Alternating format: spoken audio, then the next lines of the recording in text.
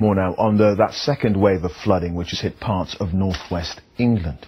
With me is Professor David Balmforth, flooding expert at the Institution of Civil Engineers. David, it's good to see you. Thanks for coming in. Thank you. Millions of pounds spent on flood defences for this area in the last few years. They didn't work because of this freak event. Is it possible to construct an environment that is immune to flooding? It's not possible to defend from all floods. We will, every now and again, get such a major flood event that it will overtop the defences that we've built. But we can do an awful lot more to make communities more resilient to flooding so that they don't suffer the hardship and damage that we've seen in recent events in Cumbria. I've heard one environmentalist talk about dredging rivers. Now, if you dredge a river and you leave it open so that water can flow into it and flow through it at speed, that is a huge potential cause of flooding. In fact, what you should be doing is building sandbanks and allowing natural silt to build up to stop these fast-flowing rivers actually continuing to overtop barriers. There are lots of things we can do to rivers to improve their performance, and certainly the nearer we can make a river to its natural form, the better that will be in the longer term. But where we have communities that are built in the natural floodplains of rivers or built close to river banks, then if they're not to suffer regularly from flooding, we have to provide some form of defences for them. Okay, so what kind of creative ways can societies actually sort of deal with this thing?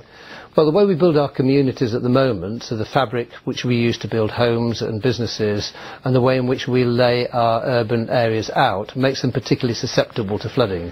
Homes, for example, tend to be built of materials that get very easily damaged in floods, and our homes tend to get waterlogged by floodwater and therefore take a long period of time to dry out once they have been flooded. And this means that people find themselves displaced from their homes for many, many months. So is it possible then to have an outer shell of a home that is completely water resistant, and obviously if you keep the windows closed and they're sealed, water won't get in? It's not possible to have it absolutely water resistant, but we can do a lot to stop water getting into homes through fitting flood sealing doors and fitting seals around the air bricks of homes. We can also use materials in our homes that are much more resistant to flooding. Concrete floors instead of timber floors, and cement linings to walls instead of using a gypsum plaster, for example.